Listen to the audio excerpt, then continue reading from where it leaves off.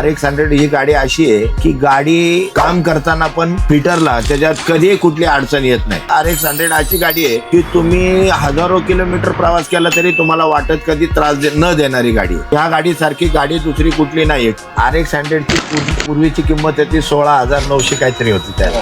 आता ती गाडी 86 मॉडेलची गाडी जर तुम्ही आता मार्केटमध्ये बघायला झालं, व्हॅल्यू त्याचं बघायला झालं तर लोक 3-3 लाख रुपये त्या गाडीचे सांगतात. त्याच्यामुळे ही गाडी RX-100 एवढी फेमस झाली, बऱ्याचशा सिरियल मध्ये वापरल्यात, बऱ्याचशा पिक्चर मध्ये गाड्या वापरल्यात. त्याच्यामुळे नवीन पिढीला आता RX यामाची एवढी क्रेज आहे. त्यावेळेस आमच्या वेळेस ना गाड्या खूप कमी होत्या. त्यावेळेस ऍक्सिडेंट कमी व्हायचे. पोलीस बघितलं की पोलिसाला घाबरायचं. पोलिसांना उलट आता आजकाल पब्लिक असं इग्नोर करत. पूर्वी असं टिबल शीट असेल तर तो पोरगा सिग्नलच्या अगोदर उतरून पायी चालून पुढे जाऊन बसायचा. आता सिग्नलला ट्रिपल शीट येऊन थांबतो. जे आलेले डिलिव्हरी बॉय वगैरे हे जे आलेले आहेत हे बरेचसे लोक खेड्यात आलेले, तर त्यांना काही सिटीतले काही नियम किंवा काय त्यांना ते लवकर कळत नाही खेड्यात कशी चालवायची. मग तुम्ही पोलिसांबरोबर वाद घालत बसणार, मग तुमचा वेळ जाणार तिथं. त्यामुळे तुम्ही नियमाचं पालन केलं तर तुम्हाला कसलाही त्रास होणार नाही, कसलाही दंड होणार नाही. गाड्या असं ढकलत घेऊन वेल्डिंगला जावा, वॉशिंगला जा, असं बऱ्याच वेळा झालं की ते कधी काय गाड्या चालू झाल्या नाही तर मला असं कितीतरी वेळा पायाला वगैरे लागायचं. तर मी माझ्या आयुष्यात असं म्हणायचो उगाच ह्या लाईन मध्ये आलो, अजून दुसरं कुठं काम केलं असतं तर बरं झालं असतं. परवाच अचानक माझ्या मनात एक विचार आला की मला गाड्यांची एवढी आवड कधी आणि कशी निर्माण झाली. आणि विचार करता करता माझ्या आठवणींचा प्रवास मला थेट घेऊन गेला राजू काकांच्या गॅरेजमध्ये. हो, राजू काका हे आमचे फॅमिली फ्रेंड तर आहेतच, पण माझ्या या आवडीमागचं खरं कारणही आहे. माझं बालपण त्यांच्या गॅरेजमध्ये या RX-100च्या इंजिनचा आवाज ऐकत, गाड्यांचे पार्ट्स आणि टूल्स पाहत गेला. त्यांनीच नकळत माझ्या मनात गाड्यांबद्दलची क्रेज निर्माण केली. चला तर मग आज थेट राजू काकांकडूनच ऐकूयात त्यांची आणि RX-100ची गोष्ट. नमस्कार मित्रांनो, गाडी इंडियामध्ये तुमचं स्वागत आहे. आज आपण अशा ठिकाणी आलो आहोत जिथून माझ्या गाड्यांच्या आवडीची सुरुवात झाली असं म्हणता येईल. आज आपण आलो आहोत राजू काकांच्या गॅरेजवरती. त्यांचं पूर्ण नाव आहे राजेंद्र घाडगे. त्यांचं नवी सांगवीमध्ये गॅरेज आहे. ते यामा RX-100चे स्पेशलिस्ट आहेत. आपण जाणून घेऊयात त्यांच्याकडूनच त्यांचा प्रवास आणि गाड्यांच्या संबंधित ज्या गोष्टी आहेत आज आपण त्यांना विचारणार आहोत. तर बोलूयात त्यांच्याशी. नमस्कार काका. नमस्कार. मला भेटून तुम्हाला कसं वाटलं इतक्या दिवसांनी? बरेच दिवसांनी तुम्ही भेटले इथं. सो मला काका तुमच्याबद्दल पूर्ण माहिती सांगा की तुमचा प्रवास कसा झाला, तुमचा जन्म कुठे झाला, तुमचे आई वडील काय करायचे आणि सगळं पहिल्यापासून सांगा मला सगळं. ओके. माझा जन्म वाकडेवाडी शिवाजीनगर या भागात माझा जन्म झाला. माझी जन्मतारीख आहे 20/8/62. माझं लहानपण सगळं वाकडेवाडीमध्ये गेलेलं आहे आणि मी शाळा नंबर 47 मध्ये 7वी पर्यंत तिथं शाळा शिकली. त्याच्यानंतर 8वीला मी शिवगंगा विद्यालयामध्ये मी कॉर्पोरेशनच्या इथं शिकायला होतो, पण मी तिथं अर्धवट शाळा सोडून दिली. माझं कसं होतं, मी शाळा सोडल्यानंतर आमच्या वाकडेवाडीत एक शिवांजली वाईन्स म्हणून होतं. तिथं मी थोडंसं असं चकना म्हणून विकायचो, सगळं शेंगदाणे फुटाणे वगैरे. वडील माझे वॉटर सप्लायला होते. पूर्वी इथं गोल मार्केटमध्ये होते. त्याच्यानंतर ते सोलापूरला त्यांची बदली झाली. त्याच्यानंतर ते सोलापूरवरनं रिटायर झाल्यानंतर वडिलांचा अटॅकनी हे झालं, निधन झालं. त्याच्यामुळे मग मी गॅरेज लाईनला गेलो, कारण मी गॅरेज लाईनला चालू असताना वडील नव्हते माझे. त्याच्यानंतर मग मी माझं स्वतः गॅरेज लाईनमध्ये चालू हे केलं. आई आमची शेती करायची. त्याच्यानंतर मला गाड्यांचा गॅरेजमध्ये जायचा खूप म्हणजे छंद होता की बाबा आपण काहीतरी करावं. ह्या दृष्टीने मी गॅरेजमध्ये शिवाजीनगर गावठाणमध्ये मी काम शिकायला तिथं चालू केलं.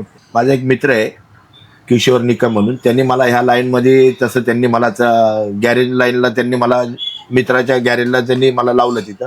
मी 1978 मध्ये तिथं कामाला लागलो तिथं. त्यावेळेस मला पगार होता 30 रुपये महिना. माझ्या वेळेस पेट्रोल होतं 3.5 रुपये लिटर. तेव्हापासून पूर्वी गाड्या होत्या लुना, स्कूटर, लॅम्ब्राडा, SD, जावा. ह्या गाड्यांचा मला खूप छंद होता. मी त्याच्यानंतर तिथं जवळजवळ 6-7 वर्ष काम केलं. त्याच्यानंतर मी माझं स्वतःचं, मी वाकडेवाडीत राहत होतो, मग तिथं मी स्वतःच चालू केलं गॅरेज. सगळ्यात पहिली माझ्याकडे लुना आलेली होती. इथं जुना बाजार म्हणून तिथली एक माझं ग्राहक होतं शहाजहान शेठ म्हणून. मी त्यांची लुना सगळ्यात पहिली काम केलं मी त्यांच्या गाडीचं. त्याच्यानंतर त्यांच्या भावाची माझ्या आयुष्यातली सगळ्यात पहिली गाडी असेल चेतक, ही मी पेंटिंग केली.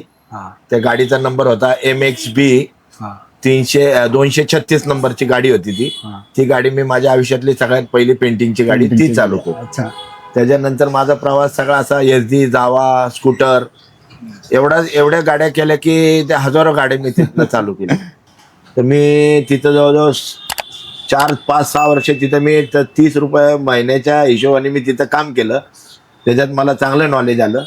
मग मी माझा स्वतःचा व्यवसाय घरी चालू केला. माझ्या एका कस्टमरची एक लोना होती, त्याच्यापासून माझा प्रवास चालू झाला.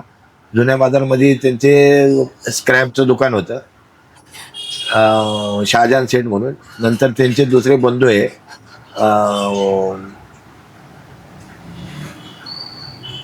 हामिद भाई म्हणून, त्यांची गाडी माझ्याकडे होती. त्यांची गाडीचा नंबर होता स्कूटर चेतक होती. त्यांच्या गाडीचा नंबर होता MXB 236 नंबरचा गाडी होती. ती माझ्या आयुष्यातली सगळ्यात पहिली गाडी पेंटिंगची मी त्याची केली. महबूब भाई म्हणून होती त्यांची गाडी. मी प्रवास तसं माझ्या जुन्या बाजारातल्या सर्व व्यापाऱ्यांच्या गाड्या माझ्याकडेच होत्या. मग हळूहळू मी वाकडेवाडीच्या बाहेर तिथं म्हणजे घराच्या तिथं काम करतो. नंतर मी PMT डेपोचे तिथं काम चालू केलं. त्या PMT डेपोच्या इथं काम करत असताना माझे मित्र तिथं आतमध्ये डेपोत कामाला होते, ते राहायला सांगवीला होते. मग त्यांनी मला सांगितलं की सांगवीत बाबा तुला फ्लॅट घ्यायचा असेल तर तू सांगवीत आपण येऊ बघू तिथं. 1999 साली मी सांगवीला इथं आलो. मी मधुबनला फ्लॅट घेतला तिथं. काका, जेव्हा तुम्ही तुमच्या गॅरेज लाईनला सुरुवात केली, लोक जोडत गेले तुम्ही, बरोबर, तुमचे कॉन्टॅक्ट व्हायला लागले. तर तुम्हाला सांगवीत जेव्हा तुम्ही स्वतःचं नवीन जेव्हा हे दुकान जेव्हा चालू केलं तेव्हा लोकांचा कसा तुम्हाला अनुभव आला की कसा सपोर्ट केला असेल लोकांनी? सांगवीमध्ये मी पहिल्यांदा जेव्हा आलो ते नवी सांगवीमध्ये विनीत हार्डवेअरच्या समोर मी एक भाड्याने दुकान घेतलं. आमच्या मित्राचं दुकान होतं मोहिते म्हणून, त्यांचं दुकान मी भाड्याने घेतलं. पण मी जेव्हा सांगवीत आलो तर त्यावेळेस तसं सांगवीमध्ये माझ्या ओळखीचे कमी असल्यामुळं माझ्याकडे इथं लोकल कस्टमर कोण नव्हतं. कोणाची गाडी बंद पडली, वायर तुटली, हे तुटलं, ह्या अशा गाड्या माझ्याकडे यायच्या. पण माझे जे जुने कस्टमर होते ते पुण्यामध्ये होतं. तर मी इथनं काय करायचो, इथनं बसनी पुण्यात जायचो, त्यांच्या गाड्या तिथनं सर्व्हिसिंगला घेऊन यायचो. दुसऱ्या दिवशी त्यांना गाड्या देऊन परत रिटर्न बसने यायचं. मी असा हा इथं सांगवी माझी माझं जम इथं पर्यंत. हा, आणि मी इथं जेवढे सांगवीतले जेवढे गॅरेज आहे तर सगळ्यांची एक दिवस अशी मीटिंग घेतली की बाबा सांगितले सगळे जे गॅरेजवाल्यांनी आलं तर बाबा सगळ्यांना रेटच्या हिशोबाने बाबा आपण सर्व्हिसिंगचे चार्ज काय लावले पाहिजे, की बाबा असं वाटायला नको की बाबा हे 100 रुपये घेतो तो 50 रुपयात काम करतो. त्यावेळेची गोष्ट कोण 150 रुपये घेतं. तर आम्ही असं गेट टुगेदर आम्ही सगळे एकदा सगळ्यांना मीटिंग केली. त्याच्यात आम्ही एक असं छापील एक हे काढलं, त्याच्याकडे असं सर्क्युलेट काढलं आणि सगळ्या गॅरेजवाल्यांच्या तिथं आम्ही लॅमिनेशन करून लावलं की बाबा ह्या कामाचे किती पैसे घ्यायचे. ते माझ्याकडे अजून पण तसेच्या तसं आहे. आणि म्हणजे मला असं वाटतं की हा खूप मोठा तुमचा डिसिजन, खूप चांगला डिसिजन होता. एकमेकांशी तुम्ही ट्रान्सपरंट राहता, एक पारदर्शकता राहते, ग्राहक असेल त्याच्यामध्ये पण आणि एकमेकांच्या गॅरेज. काकूंनी कसं सपोर्ट केला तुम्हाला? मिसेसनी मी तिथं गृहिणीच आहे. तिने मला माझ्या म्हणजे संसाराला एकदम व्यवस्थित मुलांचं शिक्षण सगळं ती बघायची. माझं व्यवसायामध्ये माझं लक्ष असायचं. त्याच्यामुळं माझं लक्ष मुलांकडे नव्हतं. काय अभ्यास करतायत, काय शिकतायत, त्यांना जे काय लागणार आहे त्याला शिक्षणाला जो काय करता येईल तो मी करायचो. आणि त्यांना एवढे व्यवस्थित संस्कार दिले की त्यांना कुठल्या असं फालतू लाईनला त्यांनी कधी त्याला जाऊन दिलं नाहीये. आणि मुलं एकदम व्यवस्थित आहे. पण मी माझा जो खर्च आहे ना सगळा मी माझ्या गॅरेजच्या हिशोबाने माझा सगळा खर्च मी भागवायचं. मुलांचे शिक्षण मी माझ्या गॅरेज लाईनच्या ह्याच्यावरच केले. मुलांनी कसा तुम्हाला सपोर्ट केला ते सांगा. मुलांनी माझा सपोर्ट मला केलाच तसं, पण माझी त्यांच्याकडनं जास्त अशा अपेक्षा नव्हती की त्यांनी मला सपोर्ट करावा म्हणा. मुलगी तर माझी तिथं विप्रोला नंतर तिथे जॉब लागला होता. तिने तिथं सपोर्ट होता मला तसं थोडं घराचा खर्च वगैरे हे तसं करायचं. तर माझ्या मुलांना पण मी ह्या बिझनेसमध्ये करायचा प्रयत्न केला. पण माझी मिसेस म्हणली तुम्ही काळे हात केल्यामुळं तुम्ही ह्याच्यामध्ये त्यांना ओढू नका. त्यांची काय इच्छा आहे ते त्यांना चालू करू द्या. मी कसं असं पोरांना असं कुठला दबाव केला नाही की बाबा तुम्ही कमवून आणून मला द्या. पण तुम्हाला असा कधी खूप वाईट अनुभव आला का की मला असं कधी असं वाटलं यार काय मी असं कधी झालं असेल तुम्हाला? मी गॅरेज लाईन मध्ये शिकायला असताना मी भागवत गॅरेजला पण काम केलं होतं आणि त्यावेळेस आम्हाला कसं गाड्या असं ढकलत घेऊन वेल्डिंगला जावा, वॉशिंगला जा, असं बऱ्याच वेळा झालं की ते कधी काय गाड्या चालू झाल्या नाही तर मला असं कितीतरी वेळा पायाला वगैरे लागायचं. तर मी माझ्या आयुष्यात असं म्हणायचो उगाच ह्या लाईनमध्ये आलो, उगाच ह्या लाईनमध्ये शिरलो, अजून दुसरं कुठं काम केलं असतं तर बरं झालं असतं. पण मी ती माझी जिद्द मी सोडली नाही. मी ती चिकाटीने मी ह्याच्या धंद्यामध्ये कम्प्लीट हे झालो तिथं. त्याच्यानंतर मी स्वतःच चालू केलं. तर ते माझ्या ह्याच्यामुळं मी माझ्या मुलांचं शिक्षण केलं, मी माझं स्वतःचं घर घेतलं, स्वतःचं दुकान घेतलं, पोरांचं सगळं शिक्षण मी त्या ह्या धंद्यावरच केलेलं. त्यामुळं मला आता काय वाटत नाही की बाबा मी माझ्या आयुष्यात काय म्हणजे आपण ह्या धंद्यात घुसून म्हणजे चुकी काय केली नाही. बरोबर, त्यावेळेची परिस्थिती तुम्हाला याच्यातली बेसिकली तुम्हाला यातली आवड होती आणि त्यामुळे तुम्ही याच्यामध्ये काम करत राहिला. हो. काका मला सांगा की तुम्हाला स्पेसिफिकली RX 100 किंवा RX 135 यामध्ये काम करावं असं का वाटतं, किंवा त्या गाड्या काय एवढ्या युनिक आहेत अजून सुद्धा त्या चालतात रस्त्यावरती, लोक एवढी डिमांड करतात? आता ही RX 100 ही 1985 साली आपल्याला दिल्लीमध्ये लॉन्च झाली, आपल्या पुण्यात 1986ला लॉन्च झाली. RX 100 ही गाडी अशी आहे की गाडी काम करताना पण म्हणजे फिटरला त्याच्यात कधीही कुठली अडचण येत नाही आणि सुटसुटीत गाडी. आणि ही एक अशी एक RX 100 अशी गाडी आहे की तुम्ही हजारो किलोमीटर प्रवास केला तरी तुम्हाला वाटत कधी त्रास न देणारी गाडी आहे. तर आम्ही तर आमच्या हिशोबाने आमच्या ह्या गाडीसारखी गाडी दुसरी कुठली नाही आहे. किती जरी रनिंग केलं बाय रोड, तुम्ही असं 1000 किलोमीटर जरी रनिंग केलं तरी असं थकवा वाटत नाही. म्हणजे असं कंटाळा येत नाही. ही जी गाडी यामा अशी आहे की तुम्ही चालवायला म्हणा किंवा बघणारा जो दृष्टिकोन आहे लोकांचा, या यामासारखा दृष्टिकोन कुठल्याच गाडीमध्ये नाही. 2 स्ट्रोक मध्ये गाडी जर आता असेल सध्या फॉर्मला जर गाडी असेल तर ते RX 100 आहे, RX 135 आहे, RX G आहे, RX 5 स्पीड आहे, RX टायगर आहे, RX Z आहे, RX 350 आहे. तर ह्या गाड्या ज्या आहेत 2 स्ट्रोक, ह्या गाड्या एकदम चालवायला आणि काम करायला एकदम सोपे आहे. आणि डिमांड ह्याची डिमांड अजून सुद्धा म्हणजे आता या गाड्या तर याचं प्रोडक्शन बंद झालंय तरी सुद्धा गाड्यांची किमती फार 1.5-2 लाखापासून बंद पडलेल्या गाड्या पण लोक घेतात. हो. आता ते कसं असेल? RX 100 ची पूर्वीची किंमत ती 16,900 काहीतरी होती त्यावेळेस. तर ती जी 86 मॉडेलची जी गाडी होती ती सगळी जॅपनीज गाडी होती. आता ती गाडी 86 मॉडेलची गाडी जर तुम्ही आता मार्केटमध्ये बघायला झालं, व्हॅल्यू त्याचं बघायला झालं तर लोक 3-3 लाख रुपये त्या गाडीचे सांगतात. आणि ही जी गाडी लोक घेणारे आवडीने घेणारे खूप आहे. तर त्या गाडीची किंमत म्हणजे ती गाडीच चालती तशी आणि गाडीचं जो लुक आहे हे आतापर्यंत 2 स्ट्रोक मध्ये कुठल्या गाडीचा नाहीये. त्याच्यामुळे ही गाडी RX 100 एवढी फेमस झाली, बऱ्याचशा सिरियल मध्ये वापरल्यात, बऱ्याचशा पिक्चर मध्ये गाड्या वापरल्यात.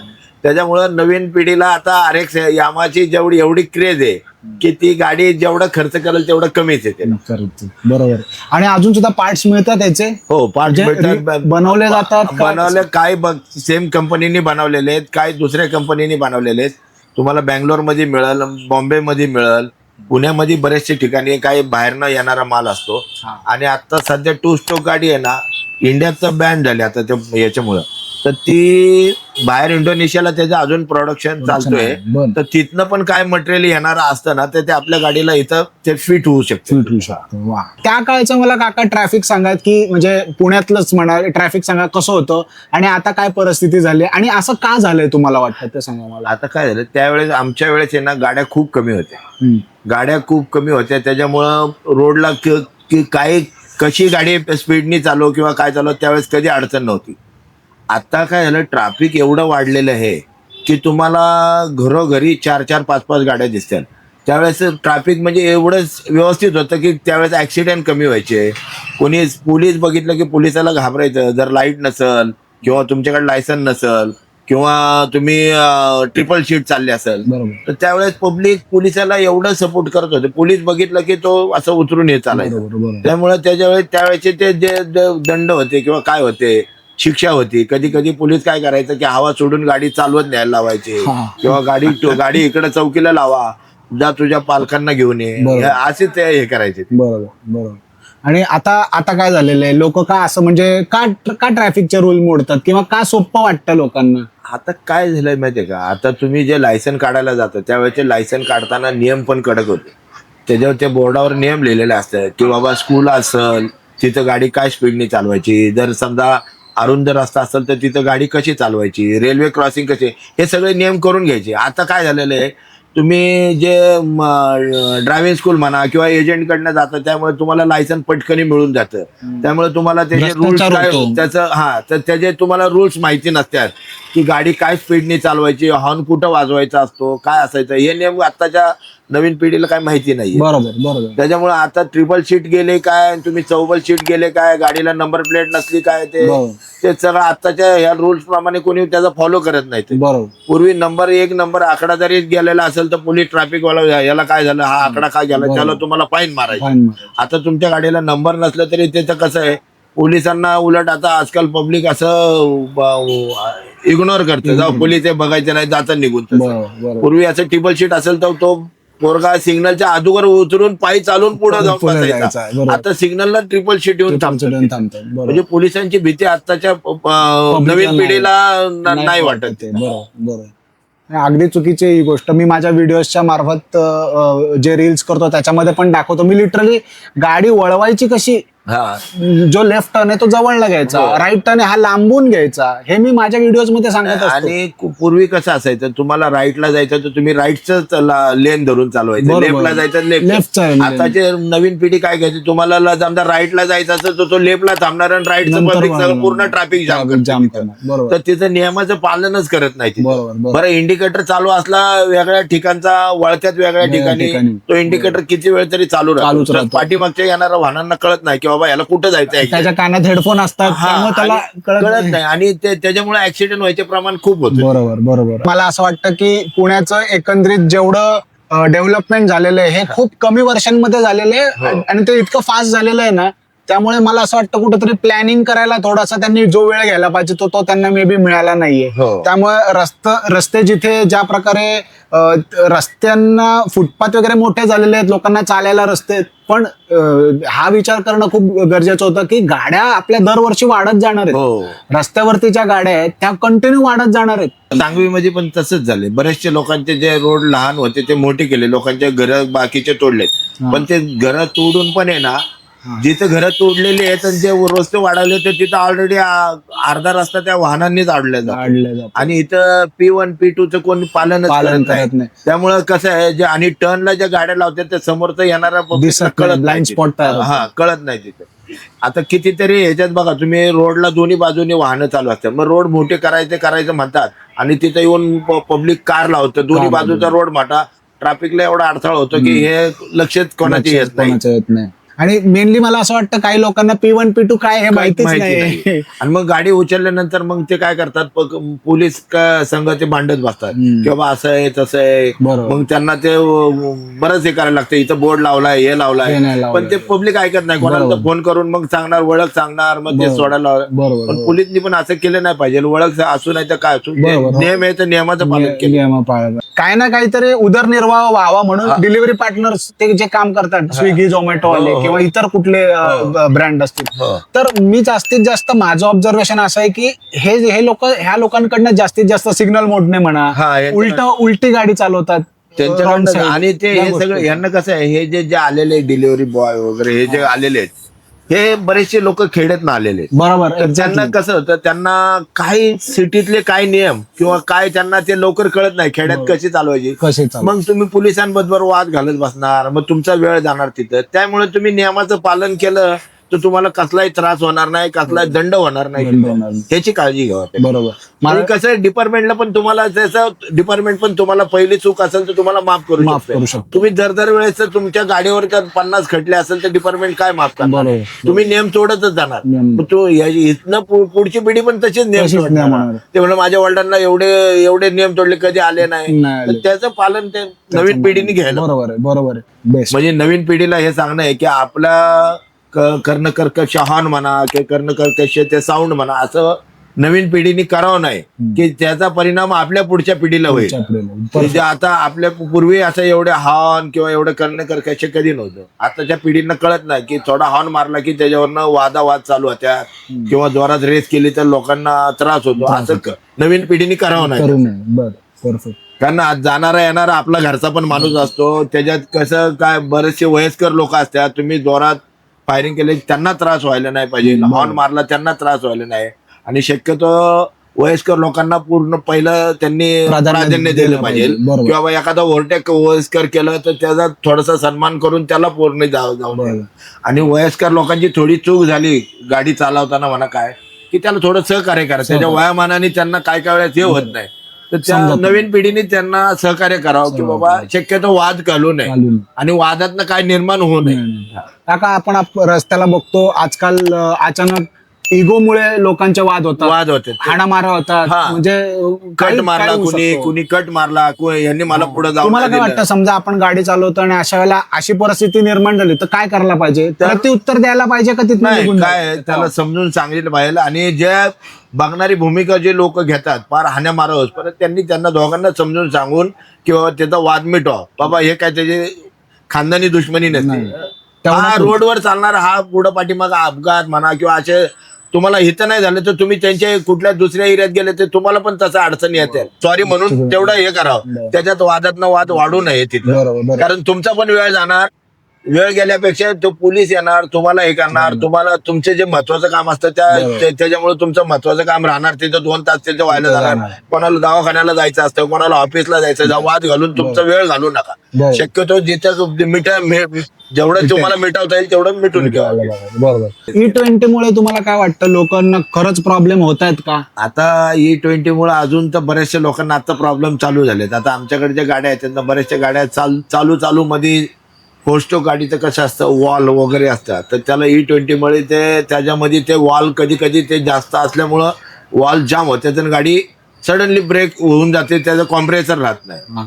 तर त्याच्यातला तो प्रभार आता त्यांनी बरेचसे लोक ह्याच्यात ऑइलवाल्यांनी त्याच्यात ऑइल पण काढलेलं आहे. एक सिस्टीम म्हणून ऑइल आलेलं आहे ते पेट्रोलमध्ये. हा सिस्टीम जी. तर ते पेट्रोलमध्ये टाकलं तर थोडासा फरक पडतो. तर आता त्यांनी अजून त्याच्यात काय प्रकार जरा त्याच्यात सुधारणा केले तर त्याच्यात तो व्यवस्थित राहील. CD100 त्या दिवशी चालवता अचानक पायावर पेट्रोल सांडायला लागलं माझ्या. मी म्हटलं अरे असं कसं झालं? बघतो तर तो रबर क्रॅक झाला होता. तो पाईपच क्रॅक झाला होता. आताचे पाईप पण तसेच होतात.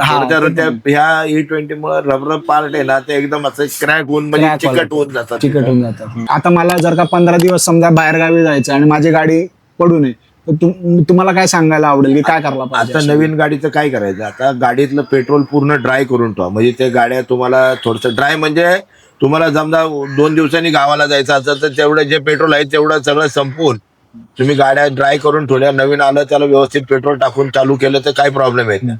जर ते E20 खाली राहिलं तर त्याच्या जे कार्बोरेटर मध्ये जे ह्याच्यामध्ये आहेत ते फ्युल इंजेक्टर वगैरे ते चिकट होऊन ते जाम होऊन जातात. त्यामुळे तुम्हाला ते पूर्ण क्लीन केल्याशिवाय चालू होणार नाही. आजकालची जी नवीन पिढी आहे तर त्यांना तुम्हाला काय सजेशन द्यायला आवडेल की ज्या प्रकारच्या गाड्या आहेत BS6च्या गाड्या येतात तर त्यांनी त्याचं मेंटेनन्स कसं करायला पाहिजे? वेळच्या वेळी सर्व्हिसिंग असेल किंवा गाडी चालवताना तर तुम्ही सांगितलंच की हेल्मेट घातलं पाहिजे. पण स्वतःच्या गाडीची काळजी कशी घेतली पाहिजे तुम्हाला वाटतं? आता कसं आहे पोरांनी कसं आता नवीन पिढीने काय केलं पाहिजे की बाबा गाडी वापरताना व्यवस्थित त्याचं हँडल केलं पाहिजे. म्हणजे कसं गाडी उगाच आपला हाय गाडी म्हणून स्पीडनी पळवायची नाही. तिथं व्यवस्थित नॉर्मल स्पीड ठेवला तर गाडीचं कधी काम निघत नाही. वेळच्या वेळ तुम्ही इंजिन ऑइल चेंज केलं 2,500-3,000 हजार किलोमीटरला तर तुमची गाडी कधी तुम्हाला ट्रबल देत नाही. त्याचे ब्रेक्स व्यवस्थित बघायचे जेणेकरून पावसाळा असेल ना तर पहिलं ब्रेक लायनर वगैरे सगळे व्यवस्थित चेक करायचे. कारण काय होतं तुम्ही गाडी पावसाळ्यात वापरली तर ते ब्रेक लायनरचे जे वरचा जो लेअर असतो म्हणजे तो ऍडमिशन रोपचा जो त्याला हे असतो तर तो ओला झाल्यामुळे तो निघतो. त्याच्या निघल्यामुळे ते कधी कधी तुमच्या गाड्या वाटत जाम पण होऊ शकतात. तर त्याची व्यवस्थित काळजी घेतली पाहिजे. गाडीला तुमचं मेंटेनन्स राहण्यासाठी तुमचं ऑइल इंजिन ऑइल व्यवस्थित बघलं पाहिजे. त्याचे बाकीच्या ब्रेक लायनर व्यवस्थित बघितले पाहिजे त्याचे. हे अशी याची व्यवस्थित काळजी घेतली ना तर तुमची गाडी तुम्ही 10 काय 20 वर्ष पण वापरू शकता व्यवस्थित. काही मुलं अशी आहेत की ते गाडीला एवढं जपतात की गाडी एवढी स्वच्छ अर्धा तास त्या गाडीला क्लीन करण्यात घालवतात. ते त्याने ती गाडी बघायला पण आवडते. बरोबर. आणि एखादा नवीन दुसरा एखादा वयस्कर माणूस त्याची गाडी बघून तो पण म्हणतो बाबा गाडी चांगली ठेवली, वापरणारा चांगला आहे. बरोबर. त्याच्यावरनं कळतं की याची गाडी वापरायची पात्रता आहे का नाही. थोडासा विचार करून एखादी गाडी आता मार्केटला अवेलेबल चांगली आणि विदाउट मेंटेनन्स म्हणा किंवा त्याला पुढे सेल करताना म्हणा तिचे पैसे आले पाहिजे किंवा म्हणजे तिला जास्त वाटत त्रास देणार नाही अशा गाड्या लोकांनी विचार करून गाड्या घ्यावं. आणि मेन म्हणजे त्याचा मेंटेनन्स व्यवस्थित ठेवावा. आणि सगळं आपला म्हणजे इन्व्हॉल्व म्हणजे कसं की बाबा आपल्याला पार्किंगला जागा आहे का, मोठी गाडी घेतली की त्यांनी समजा घराच्या तिथं पार्किंगला जागा आहे का, किंवा एक गाडी असताना दुसरी गाडी घेऊन तिथं हे करावं नाही, म्हणजे जास्त अडचण करून तिथं हे करावं नाही. आणि गाड्याच्या सरकारच्या बाबतीत की आपला गाडीचा इन्शुरन्स, PVC हे सगळं पेपर सगळे क्लिअर ठेवून रोडवर गाडी चालवा, म्हणजे जेणेकरून की बाबा आपल्याला सरकारचा कुठला आपल्याला त्रास व्हावा नाही म्हणून. शक्यतो गाडी जपून वापरा, आपल्यामुळे दुसऱ्याला त्रास व्हायला नाही पाहिजे किंवा दुसऱ्याचा आपल्याला त्रास होणार नाही अशी गाडी व्यवस्थित सगळ्यांनी चालवावी. मी लहानपणी सायकल पण मला सायकलचं खूप आवडतं.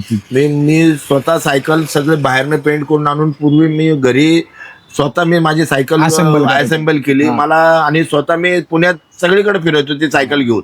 एवढी क्लीन केली होती की नवीन सायकल आणि माझी जुनी सायकल समोरासमोर ठेवली तर कोणी म्हणणार नाही की जुनी सायकल आहे. तर त्यामुळे मला त्या सायकल पासून मला छंद चालू झालेला हा. मला काम करायची आवड पण चालू झाली की बाबा आपल्याला ह्या लाईन मध्ये जरा व्यवस्थित आपल्याला म्हणजे मार्गदर्शन पण होईल आणि माझं करिअर पण याच्यात होईल. ज्या लोकांना गाड्यांची आवड आहे, गाड्यांची आवड असणं म्हणजे फक्त गाड्या पळवणं का गाड्यांचं डिटेल त्याला प्रत्येक व्यक्तीला त्या गाडीची थोडीशी माहिती पाहिजे त्याला, की बाबा गाडी पंक्चर झाल्यानंतर स्वतः बाबा चाक काढायचं कसं, किंवा बाबा ही बंद कशाने पडलेली आहे. आता बरेचसे फिटरकडे जातात किंवा बरेचसे पंक्चरवाल्यांकडे जातात, बरेचसे बाहेरचे पंक्चरवाले आलेले असेल, तुम्हाला एक पंक्चर असेल तर तिथं सांगताना सांगतात 4 पंक्चर आहे. तुम्ही नवीन आता 2 दिवसापूर्वी जरी नवीन टायर टाकला असेल तर बरेच पंक्चरवाले म्हणतात अहो याला 4 पंक्चर आहेत, तर 4 पंक्चर करून तुमच्याकडनं पैसे एवढे घेतात. तर त्याची आपल्याला पण थोडीशी माहिती पाहिजे. तर आपण पण त्यांच्याकडे गेलं की त्यांना सांगायला पाहिजे बाबा हे आता फक्त तू व्यवस्थित कर, तुमचा नेहमीचा माणूस असेल त्याच्याकडे काम करून घ्या, प्रॉपर दुकानात करून घ्या. कारण आजकाल फसवीचे धंदे एवढे चालू झालेले आहेत. तुम्हाला एका काय तर पंक्चरवाले बाहेरनं जे आलेले आहेत ना, तुम्हाला एका आमच्या कस्टमर कडनं आहे ना 8 पंक्चरचे पैसे घेतलेले आहेत. आणि असं 8 पंक्चरचे पैसे म्हणजे तुमच्याकडनं त्यांनी 1000 रुपये घेतलेत पंक्चरचे. मी म्हणतो 1000 रुपये पंक्चरला घालायला ऍक्टिव्हवाला, तर त्याच्यात अजून 200-300 रुपये टाकले तर नवीन टायर येतो. तर असे तुम्हाला पण थोडंसं माहिती पाहिजे. 8 पंक्चर असेल तर गाडी चालणार कशी, एकदम 8 पंक्चर होणार कसे, बरोबर. तर तुम्ही त्याची पण थोडंसं तुम्हाला त्याच्यात नॉलेज आलं पाहिजे. त्याच्यातलं गाडीच्या प्रत्येक पार्ट बद्दल थोडीशी जरी माहिती असली तुम्हाला, तुम्ही गाडी तुमची कुठेही सर्व्हिसिंगला जिथे देत असाल तर ते तुम्हाला योग्य तो भाव लावतात का नाही ते समजेल, योग्य ते सर्व्हिसिंग तुमच्या गाडीचं झालंय का नाही ते समजेल. नाही तर तुम्ही काय फक्त बिल द्यायला जाल त्यावेळेला तुम्हाला तिथं बिल मध्ये दिसेल की बाबा हे केलं, पण खरंच केलंय का नाही. गाडी चालवताना तो पार्ट बदलल्यावरती तुम्हाला ऍक्च्युअली फील येतो. माझा प्रवास मोटरसायकलवर खूप लांब पर्यंत केला मी. माझ्या आतमध्ये गाडी बघता RX-Z म्हणून माझी एक गाडी आहे. मी ह्या RX-Z वर मी माझ्या मुलीकडे बँगलोरला बाय रोड गेलेलो आहे. मी त्याच्यानंतर आमचा ग्रुप आहे, यामा फॅन क्लब म्हणून आहे. आमच्या ग्रुपने मी बरेचसे ट्रिप काढत असतो. आमची सगळ्यात पहिली ट्रिप महाबळेश्वर झाली बाईकवर सगळे यामावर. त्यावेळेस जवळजवळ 25 ते 30 यामा होते, घेऊन गेलो होतो मी. ते माझ्यामुळे सगळे इथं जमा होत्या माझ्या गॅरेजला. त्याच्यानंतर मी माझी दुसरी ट्रिप काढली, मी गोवा करून आलो. माझी तिसरी ट्रिप कोकणातली झाली. आणि आता लास्टची ट्रिप आहे मी हम्पी करून आलो. आता गेल्या 2-3 महिन्यापूर्वी गेलेलो होतो तिथं, हम्पी ट्रिप केलेली होती. तर ह्या यामा जी गाडी अशी आहे की तुम्ही किती प्रवास केला तर बिलकुल थकत नाही. आणि जे बाहेरचे जे पब्लिक आहे, यामा जे बघणारे जे आवड निर्माण झाली लहान पोरांना. आता आम्ही हम्पीला गेलो होतो ना, तिथं त्या एका एरियात गेलो होतो, तिथं सगळे स्कूलची पोरं होती. तर जवळजवळ 200-300 पोरं आमच्या गाड्यांच्या तिथं आले. सगळी माहिती विचारत बसली आम्हाला तिथं. तर जे पण गाडी यामावर जाताना तर ते समोरचं येणारं पब्लिक आम्हाला एवढं असं थंब करतात की गुड बाय करतात. आता गोव्याला पण आम्ही गेलो ना, तर गोव्याला सगळ्यांनी असं ब्ल्यू जीन आणि व्हाईट टी शर्ट गोव्याचे घातले होते. तर ते आम्ही असं लाईनशीर आम्ही असं चाललो होतो, हेल्मेट वगैरे सगळं आमचं बरोबर. म्हणजे जे नियमाप्रमाणे चाललो होतो. तर आम्हाला फॉरेनरांनी पण असं असं थंब दाखवला की बाबा एकदम गुड आणि व्यवस्थित. बरेचशा लोकांनी आम्हाला असं विचारलं हा. की तुम्ही हे बाईक मेंटेन कसे करता आणि हा. तुम्ही हे सगळं मटेरियल आणता कसं आणि तुम्ही ओरिजिनल. आणि आमच्या ज्या ग्रुपच्या गाड्या आहेत तुम्हाला सगळं जसं शोरूमची ओरिजिनल गाडी असती तशाच तुम्हाला बघायला भेटतील. आम्हाला ह्याच्यामध्ये आम्ही ओरिजिनलच्या बाहेर आम्ही काय केलेलं नाही. जे ओरिजिनल 86ला जे गाड्या आलेल्या ते Stock. तशा आमच्याकडे सगळ्यात तसेच स्टॉक Stock, मिळतील. stock. आणि आमच्या ते व्हिडिओ पण तसेच आहेत, तसेच स्टॉक आहेत. बाईकचेच व्हिडिओ. तसंच. आणि सकाळी इकडनं 6ला निघालो तर तिथं संध्याकाळी 6ला बरोबर पोहोचलो. Right. वाटत आमचे 2-3 तास आमचे जेवण किंवा चहा पाणी बाकीचं, हा. नाश्ता ह्याच्यामध्ये गेलं. पण आम्ही हवा, एकदम petrol एकदम pump. व्यवस्थित जे नियमाचे पालन करणारे आमच्या ग्रुपमध्ये सगळे नियमाचे पालन करणारे आणि एका पाठीमागे एक गाडी चालवणारे. बरोबर. आज सगळ्यात कुठल्याही गाडीला आम्हाला कसला त्रास झालेला नाही, कुठला ऍक्सिडेंट झालेला नाही. सगळे घरी पोहोचले की सगळे मला फोन करून सांगतात की बाबा व्यवस्थित पोहोचले म्हणून. कारण ती जबाबदारी असते सगळ्यांना संघ घेऊन जायची आणि सगळा प्लॅन माझ्या गॅरेजवरच होतो कुठं जायचं ते.